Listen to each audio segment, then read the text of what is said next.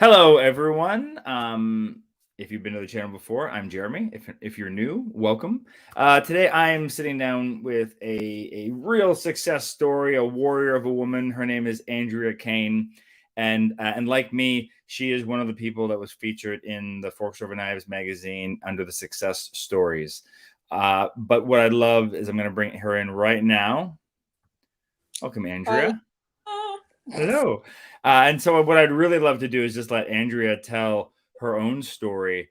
And if you want at any point throughout this, feel free to throw some questions down into the chat and I will bring them up on the screen and hit them as we get to them. But otherwise, Andrea, start us at the beginning. Like what were your challenges? Where were you at in terms of health? And then what brought you kind of to like the changes that you came upon? Okay, so howdy. So let me see. I guess I think most women specifically, after you have kids, you have weight that may or may not leave you. And you can only claim baby weight for so long. I think my son was like 10 and I was like, oh, it's the baby weight. It's the baby weight. I don't think so. And they're all like, oh, how old is he? And all, oh, 10. And I just, at that time I would have said, like so many people, I would have said, oh, I can't lose the weight. And I see now that when the focus is purely losing weight, that's not enough. It's not enough, right? Like at this point, I see there has to be something more to keep you going, because just losing weight is why we are on a hamster wheel of weight loss anyway. All of us have lost weight and gained it and lost it and gained it back. But what's going to stop it from just this is your life. So for me, this is 2020, and I had just done what I would have called like my major trip. I'd gone to Europe for 3.5 weeks myself, and I had booked hotels. So in 2000, I was with rheumatoid arthritis, and it was really, really bad for years. And so they put you on these horrendous medications that are basically cancer medications, really. And for arthritis? It never felt good in my soul to taking this medication. And so, as my doctor said, I was a compliant patient. And all that meant was I didn't take the medication as directed. If it was supposed to be every week, I was taking maybe every 2 or 3 weeks. Unfortunately, what I did take daily was prednisone. And so that certainly is the itself. So after 2010, so 10 years, oh, geez, 2020, 200 pounds. My knees were just so racked with pain. And I remember just going like, I'm only 47. So if this is, how I'm feeling now, what's my future like? And at that time, he's now my ex-husband, but I asked him and my son to leave the house and sat and cried and talked to myself and really had to have that come to Jesus talk with, like, have I absolutely done everything that is possible to change my health? And honestly, not. I had done everything comfortable to change my health, right? So I had everything comfortable. I had not that would make me uncomfortable. And so I think, like so many people, fork knives while I'm stuck in pandemic, right? Like I'm watching a lot of documentaries, and I started watching more and more and more of these plant-based whole food. and realized that growing in the 70s and 80s, I truly did not know what an actual whole food was. And I think that's so many of us. Who teaches us about nutrition, right? We just go to the store and we buy the stuff our parents probably bought. We don't really give thought to it. Like, is this real food? Is this not real food? Is this doing something good or bad for me? You just eat the food, right? And that's the real, I don't really eat a lot of food. No, I had friends whose parents. Yeah. Friends who gave their parents, they gave them like Pop-Tarts for breakfast because there was fruit in Pop-Tarts. You know, that little layer of whatever, like strawberry jam. Yeah, that was me in college. Strawberry jam. Yeah, totally. And you just eat because that's what you've been eating, and you don't give much thought to what it's doing to you. And so, yeah, around April or so. So it started in January of 2020, just kind of an offhanded comment. I was teaching a Pilates class, and one of my clients was talking about how she's vegan because she's got all these health issues. The first was so knee-jerk, like, oh, you mean you can't eat the little baby cow? You can't eat the little baby chickens? That's an odd response from me. Like, why does how she's living, irk me? So I said to myself, well, let me investigate this vegan thing. And what I found was, at that time, because now I do meat, at that time I cut out meat. I cut out chicken first, and that was the easy. I don't really eat chicken. And I cut out meat. And so to replace that, it went to beans and legumes and just this whole world of actual food I had not really known about before. It takes preparation, it takes cooking. And then by April, I guess I lost about 30 pounds, I guess, from that January to April.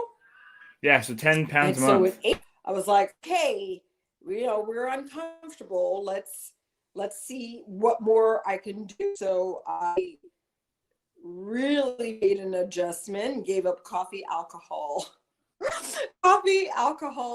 and one more thing, sugar, the sugar.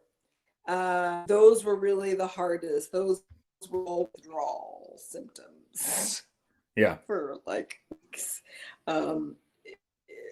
Awful withdrawal. And I really began to realize what sugar, how insidious sugar really is, and how it's in everything how it's in processed food, right? Because when you're eating real food, whatever sugars you're getting, those are going to be natural foods, not the fructose and the complex sugars that are created that tell our brain you're not full, eat more, feel achy. And what I found is, as I removed these things, I feel we'd gone as the inflammation levels had started to go down. By the time September came, I guess I think I was down to about 160, 150, something like that. And I go see my rheumatologist, and this is my last visit to him, who seemed really upset. And this is when he told me I'm his most non-compliant patient because I don't take the drugs he tells me to. And now I've lost weight. And he says, you probably have cancer. And I was like, you've got to be kidding me. It was like he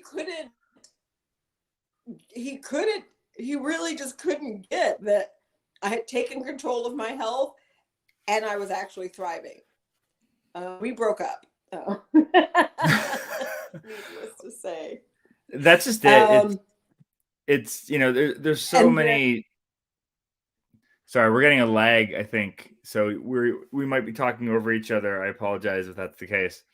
I was just saying, it's. I mean, I think a I lot of us gotcha. that kind of study plant-based lifestyles and eating, it's just we're painfully aware of how little time like doctors have actually spent studying anything to do with like food as fuel and health. It's more about like take this pill and do this thing and Oh this will. God. It's more about like there's nothing about preventative, right? It's all about like how do we deal with it after. And so the fact that you like basically took his job away from him Mm-hmm. by just eating some good stuff, but that's threatening, right? Yeah, he was not pleased. Which is Evidently. hilarious. Like evidently. Yeah. Yeah, you put him out of business. So yeah, he broke up. I mean, he was angry. Yeah, he was angry. And I was like, I don't know if you have like quotas to fill, like, but I would have thought you'd be happy, but no, not so much. Anyway, by the end of that year, I know I'd lost about 55 pounds. And then somewhere in there is when I got, forks over knives. And I was like, well, I could be, a success story. I'm feeling better. I've lost weight. And that was the end of 20. And then through 21, I probably lost another 30 pounds. And I was mostly plant-based, mostly vegan. And then in 22, I think I kind of plateaued out. And then I ended up having to have back-to-back total knee replacements. So August last year, and then the second one done here just in November. And it's weird because I'm 50 this year, and the first knee perfect, great, smoothly. The second knee, I'm still kind of long, I'm still walking kind of slow. But the pain is nowhere near what it used to be. And I, people ask me, well, you're so young, how did you end up with, 2 knees? And I go, I don't know. Fit in the box jumping, I don't know. The RX, prednisone, and the cortisone shot. There's a lot of evidence that says prednisone use and cortisone shots, great for the cartilage. They're not great for. They're not. They're not great. They're not great. So I choose to be grateful and thankful that I at least have 2 new knees. And for me, once the year or 18 months, however long the healing all takes, I now have the tools. I now have the understanding of when I eat something, I automatically get feedback. So it's like, oh, okay, I don't drink wine anymore. I'll share a beer with my partner. And by share, he's probably drinking most of it. I'm taking a couple of sips. I can eat a little bit of cheese now. I can eat a little bit of, I can do a little bit. And I know what my little bits are. But now, I mean, as far as the weight, I have to think I'm about, between 118, 120 something, 122, 123. That's pretty much where I am. And overall, aside from the knees, to cut it at the knees, very thankful. The things that, I look back at 10 years ago, how I was living and how I live now, and it's just different all the way around. So I'm thankful that I had the time to watch and learn, and at that point I was ready to make changes. So what did that look like? So walk me through. you decide to, you have this client who mentions vegan, and you're like, that sounds crazy, but let me look into it because I like what you got going on here. What do you start off eating? What are some of the hard parts about like any kind of challenges? What were the foods you found that you loved that you're like, oh, this isn't so bad and I can do this?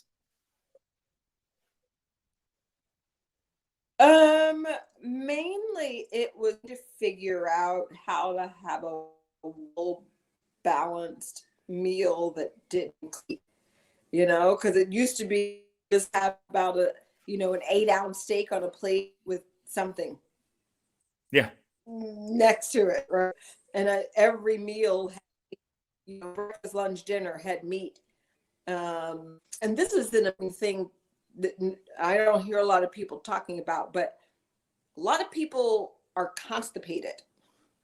And what I know for me is, eating breakfast, lunch, and dinner, I was lucky I was not having regular bowel movements. And so one of the things I really wanted to fix was, when I started learning, it was like, I should be going once a day at a minimum, really? Because had not been my life. I had not maybe, 3-4 times a week. And when you talk to people, that's kind of the norm. So I took the 4 Knives plant-based home chef course. And that really helped me to just figure out, how to eat. So for breakfast, for example, now my and my partner makes the oatmeal because he makes it way better. And so in the oatmeal, we've got golden raisins, we've got bananas. He puts what is it? Dried cherries. Dried cherries, and there are Nice. walnuts. Banana. I got the banana. Oh. Now sometimes I can have eggs used to give me hives. But if I can eat them, I'll have he makes all the food, quite frankly, now. So we'll make the eggs with a little bit of serrano peppers in them, and he whips them up with a little bit of toast. I make a really good chickpea garbanzo beans, mix that up with diced cucumbers and cilantro, and squeeze some fresh in it. And you can add quinoa into that to bulk it up, or brown rice to bulk it up. And then for dinner, a lot of times the do is beans, brown rice, lots of vegetables. We go through vegetables like crazy. So cabbage, hot or cold, finely diced, rough diced. You notice that you can have a totally different meal, just dice of the vegetable. Yeah. Right? Whether finely diced or rough chopped, different meal. A lot of stir fries. I like have a plate that has a lot of color on, so if we're making stir fry, it's going to have broccoli and red peppers and yellow peppers and mushrooms, different style of mushrooms, and onions, and we'll have it over brown rice, or we'll have it over zucchini noodles, or you just start to get creative, and you realize there literally is a whole world of food that consists of meat and fish. Yeah, it's amazing. And especially once you get used to like sauces and just like how to flavor things and whatnot, it's amazing how if you have like the same, 5 vegetables, that you buy that week and buy them in bulk. And it's amazing, you make a pasta dish or a stir fry or a bowl, it's Mexican nights and that kind of stuff. A lot of it is for us. We just make like a whole bunch of things, and then we just kind of make our own, then we add just different sauces to it throughout the week based on if it's like Italian night or Mexican night or a stir fry night, And then our weeks always end with a stir fry because that's just like what's left in the fridge chop it up. It all goes in the wok. Exactly. And, Exactly. And it's funny too, because what I found funny, so I'm 4'11", right? So I'm under 5 feet. So when I was heavy, when I was fat, nobody cared about how much protein. Nobody asked me about my protein. As soon as you start losing weight, all of a sudden everybody you becomes a nutritionist and wants to know where you're getting. Yeah. So there's protein in quinoa. I mean, actually that's a complete protein. And then it kind of got to the point where I'm like, I'm not having these conversations anymore. No, these conversations. So then I would just say, you didn't care about my protein when I was fat. Don't ask me about my protein now. No, and you're probably eating far more like complete whole proteins than you were when you were probably just eating meat and then like a little bit of side vegetable, right? Oh. Yeah, like the amounts of proteins that are in pizza. I was eating, I think like my Friday go-to, I remember telling somebody because they were like, I never really pictured you a happy person. And they were like, well, what did you eat? And I was like, honestly, I mean, I ate crap. I didn't eat well, right? To be honest. So like Friday night, I would have a Domino's medium pizza, but maybe I would get vegetables on it to be like, oh, it's veggie. But then I would get like a 12-piece of chicken, and then I'd get the lava cake, and then sometimes I'd have a sandwich on the side. I mean, you look back now and think, at the time you're going, I don't know why I can't lose weight. And then when you look at what you were eating and the amounts of food, and you're like, okay, yeah, we had to have a come to Jesus. We had to have a come to Jesus. Well, and also just like the low nutrient dense foods too, that are just so high in calories that you don't even think of it. Like once you start understanding, caloric value, it makes such a huge difference too. And so you were a Pilates instructor throughout this entire process, right? Like how long have you worked in fitness? Oh yeah, I still am. Let me see. So for like 30 years off and on, I've been a body worker. And then I added the fitness around 2011, 12, somewhere in there. More because I was I had not been moving very much. Because you gain weight and now you've got the extra weight on you. And I found myself tired all the time. Right. And this is what happens, right? We've got this extra weight. For me, I wasn't inclined, if my ex would take the kids and they'd say, oh, we're going to go for a hike. And I'm like, oh, I don't feel like going for a hike. So I didn't go for a hike and I didn't move. So I was trying to figure out how I could be more independent about my own fitness. So I started training to be a fitness instructor. So I took yoga certifications, Pilates certifications. I was doing CrossFit. And this whole time I'm getting strong, I'm building muscle, but eating crap. Eating crap, as so many people do, because you go, oh, so like I'd go to CrossFit, and I'm working out, and then I'd be like, oh, okay, I'm going to get a burrito. And I earned it. Yeah, here in California, we got big burritos. We got big burritos. And it's just like, you don't have to earn your food. Like, food is not a reward. Food is what sustains us. So the big switch has also been the mindset of food and what food means to my body.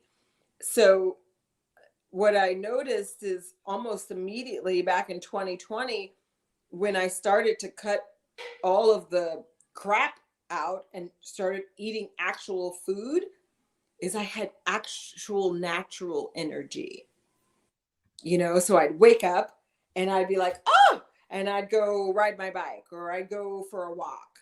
And I didn't need the caffeine because I was fueled by food, because I was eating actual food.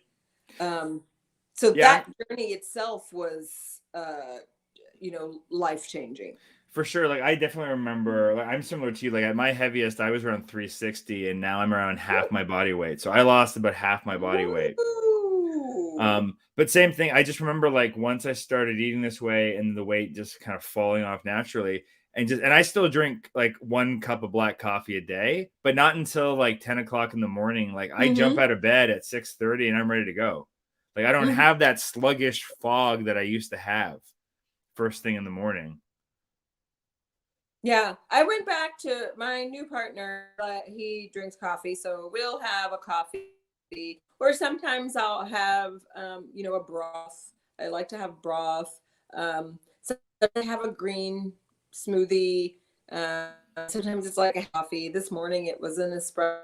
Because sometimes it's just nice to have the. But our morning regime, I understand. It starts the day, so most days we like to have a green drink. So in terms of what really did that April of 2020, what I did is I really cut everything out. So I went pretty bare minimum, and for about a week it was just green drinks, and broth, and like sweet potatoes. Oh, wow. Because what I had been reading is I just needed to give my body a chance to calm down, because you're feeding all of these sugars and salts and processed foods, and you can feel it. You're achy, you don't feel well. And then whatever that's doing in your gut. So taking that week and a half, 2 weeks, just do nothing really, really was, it really made a difference. It really did. And the cleansing, I imagine, and so we too. still have green drink. Cleansing. So I was just saying the cleansing, like just doing that for your body. Cleansing? And no, I was just saying the cleansing, like by eating that way and just like going down to that, like it just cleansing all that stuff out of your body. So that way you just like, you realize what it does to it. Yeah, because I had what I didn't realize, and maybe what other people don't realize, is you start to have more and more issues. So I had migraines. I had awful gas. And you start to see, oh, this is the food that I'm eating that's contributing. My skin was not looking great. And I'm a esthetician, and it didn't matter how many people I was giving myself. If you're not feeding yourself food, if you're not drinking the water, it affected. And I had horrible migraines, like 3 or 4 days down, taking lots of medication to get through the day, taking time off. And that's another thing that they just stopped when I changed my lifestyle. So that's something I don't know. I'm trying to spell. All right, headaches. Just adding a banner so people can find this later. So that's something I haven't. I guess I might have heard in some places, but that's incredible. Just like shifting the way cutting those things out, cut out your migraines. Yeah. And how long? How long did that take? That was definitely the dare. I would say that was April. By June, I wasn't having migraines. So 2 months? Yeah. Doesn't take long. No, and did you find that you were aware of it, or it took a moment after to go, I haven't had a migraine in a while? Yeah, that. It was like, huh, how many months? You're like, yeah, it was that, because it was every month for 3 to 5 days. I mean, every month. So yeah, it was like, oh, I don't think I've had a migraine this month. And now it's not a thing. But you get scared, right? So you're like, well, I don't want to, I'll keep refilling my medication just in case, because you just expect it to come, because it always has. But that's what happens when you change your lifestyle. Many of the things that you dealt with, you don't have to deal with anymore. So for people with migraines, I know my triggers, cutting out the coffee at that time was huge. The caffeine, right? The dairy, the dairy was huge, because I love cheese. I love cheese. Everyone loves cheese. Everybody loves cheese. Cheese It's is fat. It's fat and salt. It's delicious. so good. It's so good. And then I just think the food itself that I was eating, I mean, processed foods we're not quite sure what's in them. We don't know. Yeah, I always look at when you read the label and it's like, if I can't pronounce an ingredient, I have to really, really question whether or not I'm going to eat it. And if it's a treat, then maybe. But even just on top of what you were saying earlier about just the sugars, it's so crazy when you look at certain foods. You're like, first of all, what number ingredient is the sugar on the list? And second of all, how many sources are in there? Because often, especially with anything sweeter, there's usually 3 to 5 sources of different kinds of sugar that people don't realize is sugar. Exactly. And they all have different names. Yeah. Yeah, they're really good at giving them fancy names to hide them. Yeah, it doesn't just say sugar. And that's the thing. It's like, so for a while I had been coaching people, and it's so weird coaching people, because there's a lot of pushback. We don't understand. Food is not food. Food is a story. Food is family. History. Culture. There's just so much wrapped in it. And if the story is always lose weight, that's not sustainable. The lose weight story. It's like, why do you think you will live better if you have less fat on your body? Right? So I remember I said, if I could lose just 10 pounds in a year, that's what started that in April of 20. I was like, if I could lose 10 pounds, then maybe it's not because of perimenopause, or maybe it's not because of prednisone, because doctors and people keep telling you things.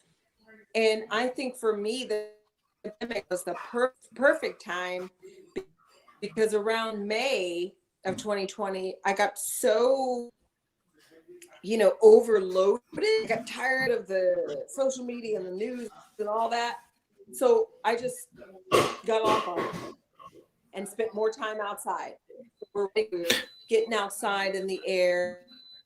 Really changed, what I wanted was that. I wanted to be functional, and I wanted to be mobile. I didn't want to be heavy breathing.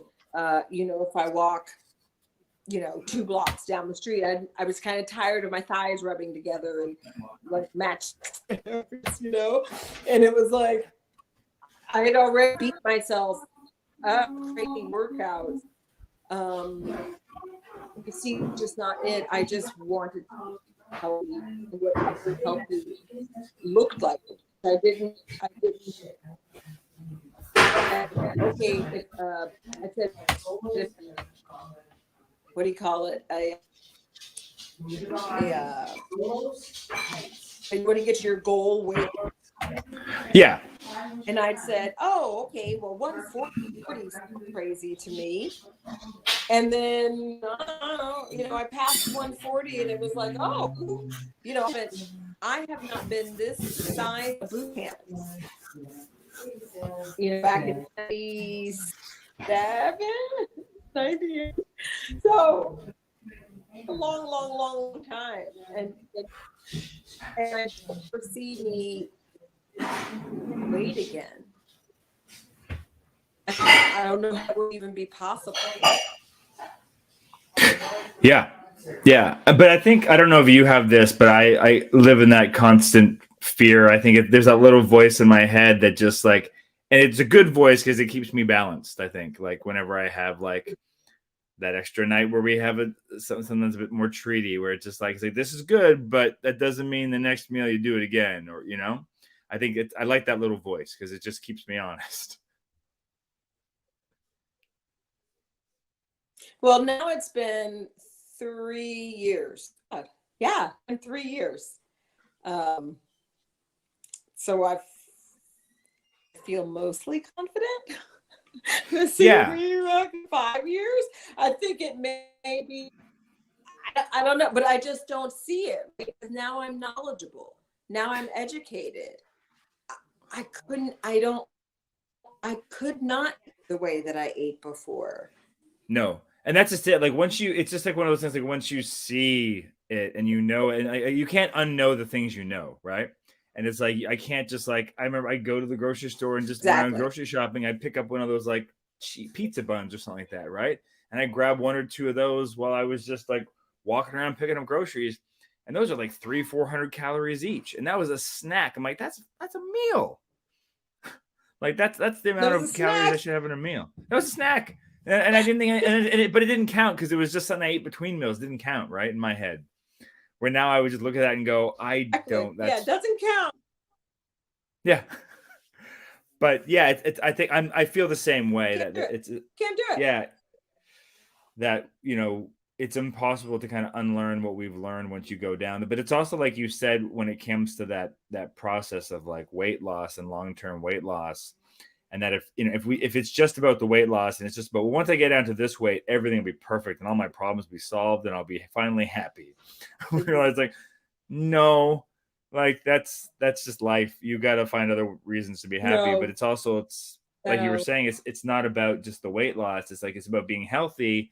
And when you eat and you move and you live healthy, the weight loss just happens as a side product. Exactly. Yeah, I'm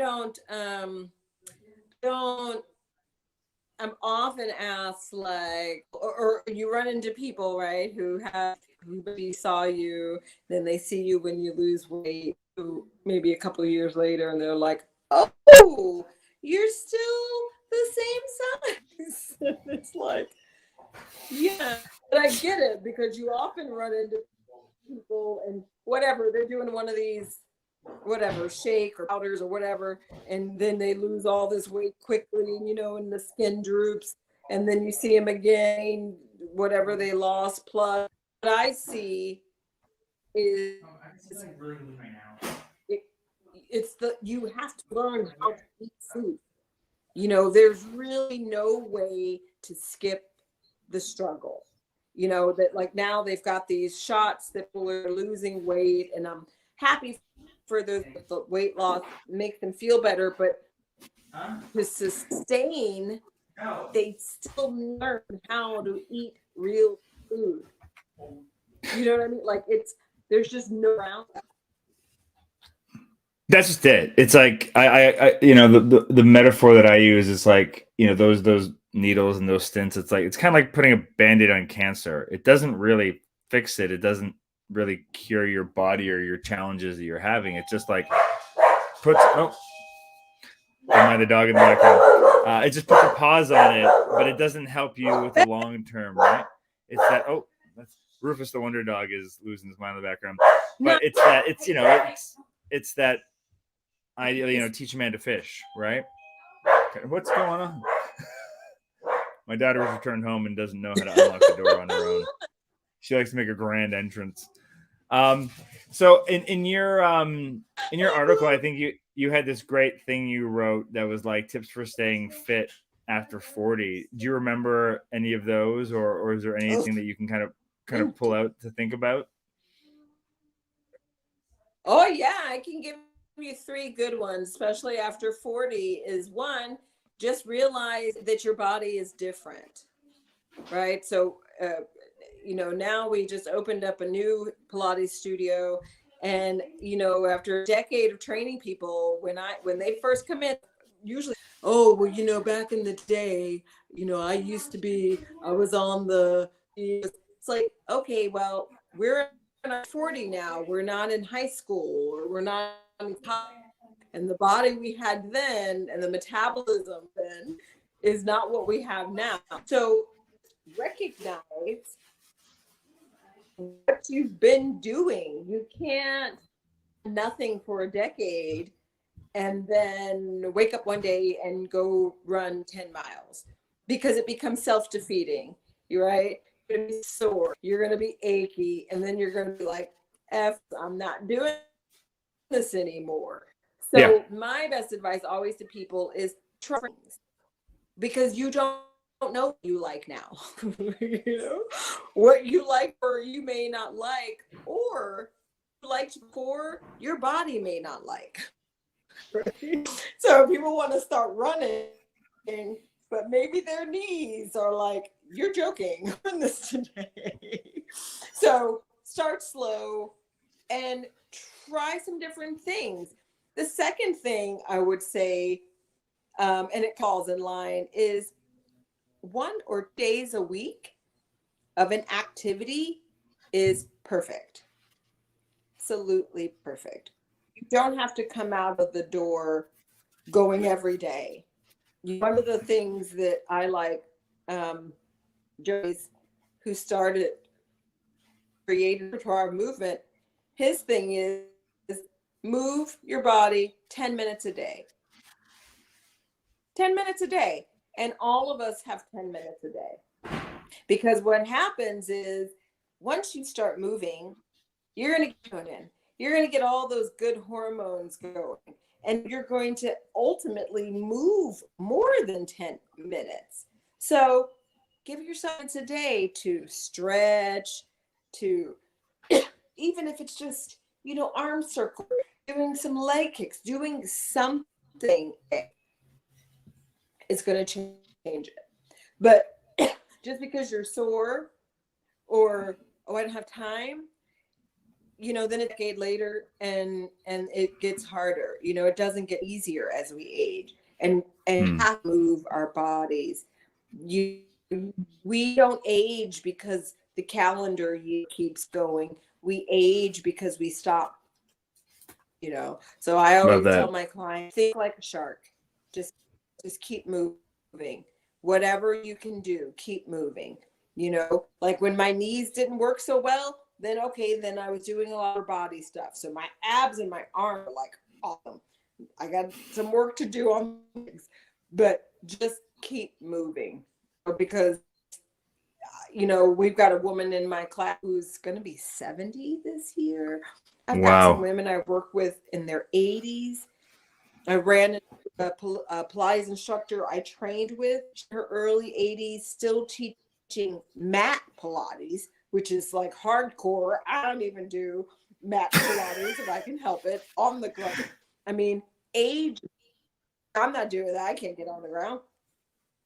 Age is not what's going to stop you from moving. It's mind, you know. So just keep moving and think about the stories you're telling yourself.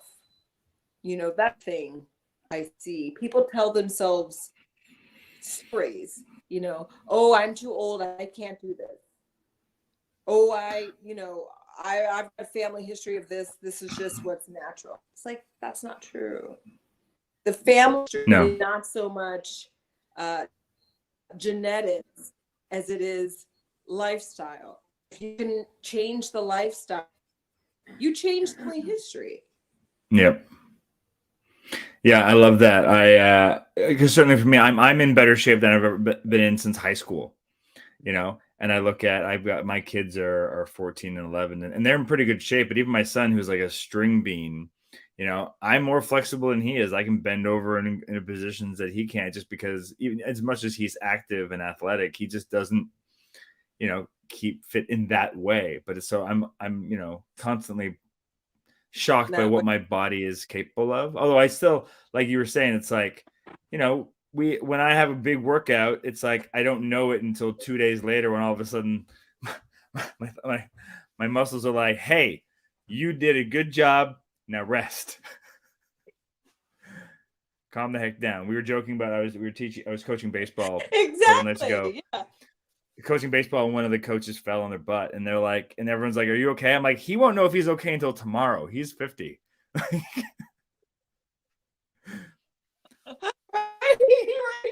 he wakes up and he's like, chiropractor, yeah, that'll be it.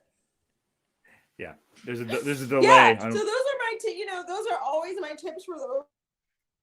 Don't get stuck in your age and what you think you should do because of how old you are. That's a trap. Yeah. And what would you say, what was the hardest part of your transition? Like, what was the thing that if you could do it again, you'd like, I'd try this differently. I'd tell people, don't make these mistakes.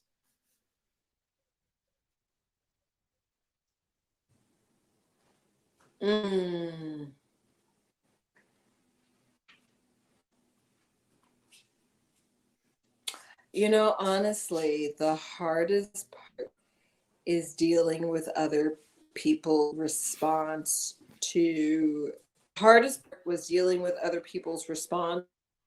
to my change in my lifestyle. Yeah. Yeah, I've heard it a lot, and I've said it myself, is that it's like no one cares about your health until you get healthy. Or nobody has an opinion. And no opinion. Then I'm gonna say it. People who were in my life are no longer in my life. Either because realize. Well, the way I used to look at it is, we're all on this journey of life, and not everybody is meant to go with you. That doesn't make it sad, but it has made it easier for you. I've got no control here. You stay or you go. That I don't drink like I used. I go out.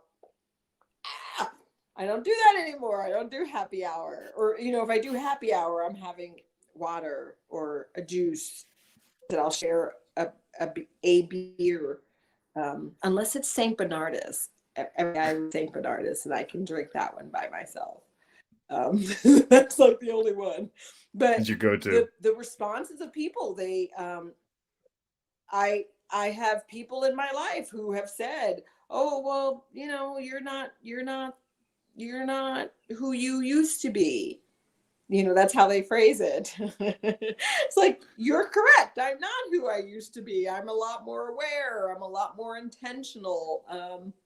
I don't care if you eat whatever. I don't care if you drink whatever, because you're doing your thing on your journey. But that would probably be the hardest part that nobody prepares you for, is that you change your lifestyle and people in your life aren't always happy for you. No, and that's just it. And you have to just kind of let that go and realize that you can't control how they feel and how they react, and and then it's sad, especially if it leads to whatever. And for me, it's especially, I grew up in a small town, people that it's just like, we had a freezer in our basement that was just for the cow we bought every year, and that's just what it was. And so for me, it was about, like, especially with family reunions and get-togethers, it was about going, let's not make it about the meal. Let's make it about just being together, going for walks, playing games, whatever it is. Like, we'll bring our own food. You don't have to cook for us. Please don't cook for us. You will screw it up. Like, they just don't think. It's like, oh, I didn't realize chicken broth was. So yeah, that's going to give me tummy ache. I didn't realize chicken broth is meat. I don't. Yeah, it's like, well. Yeah. It's not. Well, it's technically not. It's the broth, but it was anyway. You get it. But so just going, let's not make it food about that as much as we were saying earlier. It's just it's almost impossible to not. But I think that's the trick, is just going, let's make our experiences with each other not about, especially and drinking is such a thing too. Like you said, like I don't drink, but I don't have like a glass of wine or scotch like I used to. It's just, if I'm out socially, I'll have like one. And that makes people uncomfortably too, Makes right? them It's uncomfortable. isn't that weird how it's just like, it's like, I'll have a tea. It's like, what does it matter? It's like, well, you know, but I love that advice. I think that is true. It's like the hardest part is like dealing with friends, family, and just kind of society, you know. But we are lucky, like we are in this time now where it's just like it's not that hard to eat out and eat Yeah. and find a good meal that we can Yeah. eat, you know. And I'm in California and San Diego, so you know, right down the street from my house, I've got a vegan pizzeria. I've got the drive-in vegan place, and they do an awesome plant-based strawberry shake. We've got so many great options, and even more restaurants are creating vegan meals that aren't the processed Yeah. vegan foods. And so now, especially after my surgery, I had to add more. I needed more. So, well, especially, so my surgeries were 11 weeks apart. So I needed a lot of protein. And you realize pretty quickly because you're just kind of, ooh, drainy and draggy. And I was like, okay, I need to be eating a lot more protein. And maybe I could have done it straight vegan. I don't know. But we added back meat, we added back fish. And for right now, that feels great for my body. And that's the other thing I think I'll add to what's the hardest part of the transition is just because you may start it this way, it's a transformation, it's a transition, which means things change. So I remember maybe last year I started to go, oh, I don't really like calling myself vegan, or I don't really like calling myself. So now it's like I eat real food. Yeah. And I think that's it. It's like we all get caught up in these labels, right?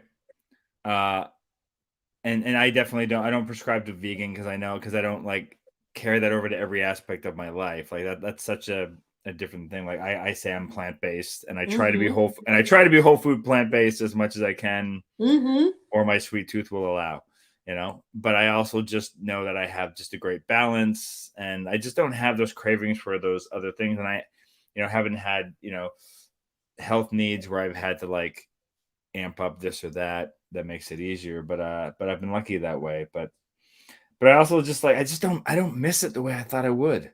I know, right? That's the weird, and that's the thing that people don't get. They're like, how do you not miss cheese? It's like I just don't.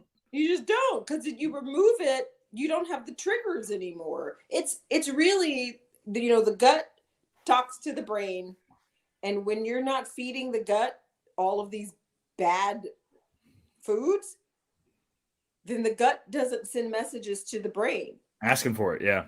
So it's not a thing. And yeah, from the one side of the fence, you don't see it, you don't get it. You really do have to go through it. It's awesome. So any last minute tips or tricks for people that are kind of starting off, and just some things that you wish you could tell yourself at the beginning? Just be kind to yourself and allow yourself grace. This isn't a race. There's no star at the end of this, and it's only for you. Other people don't have to understand. They won't understand. I love that.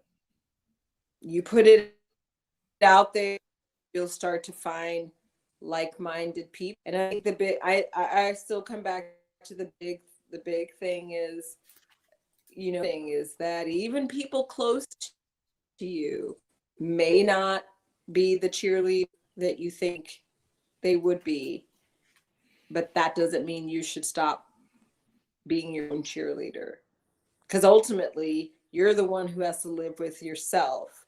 And I wouldn't treat the way I feel now for anything. I know that probably in a year, once all the healing is done from the knees, I've learned tremendous lessons. I can't be up and moving. It's gonna be amazing because I did this. So, be kind to yourself. And it's not a race. There's no, oh, mess up. You're human. And Yeah. you've literally got the next minute after that.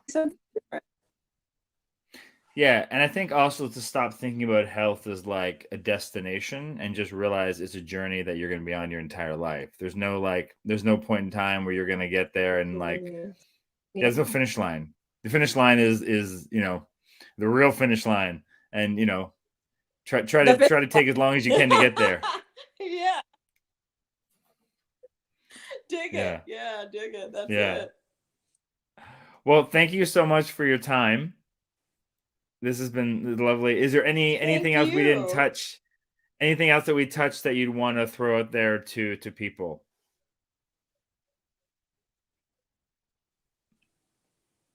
No, I don't think so. Oh, can I put my Instagram handle out Plug there? yourself. Yes. Yeah, I was going to ask you that next anyway, and I'll put all that down in the description below. I will. So you can email me with all that stuff you have, and I'll throw in the description below. Okay. Go ahead. Yeah, plug us. I posted my entire journey, and sometimes it's cool for me to even go back and go, oof, wow, okay. So yeah, I'm on the Instagram at Powerful Andrea, and yeah, take a scroll through the journey, because a lot of times if people they don't know me, and they go, oh, what, did you get surgery? It's like, no, I didn't get surgery. I did this the whole old-fashioned way. I just changed how I live. Yeah.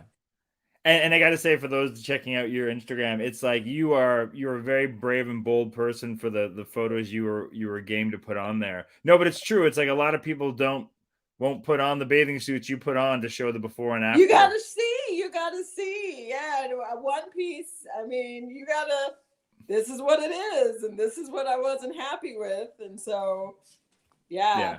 It's come a long way. Well, good for you for putting that out there. You're an inspiration for so many people, I'm sure. Well, this is lovely, and thank you so much, and have a lovely rest of your day. You too. Thank you. Bye.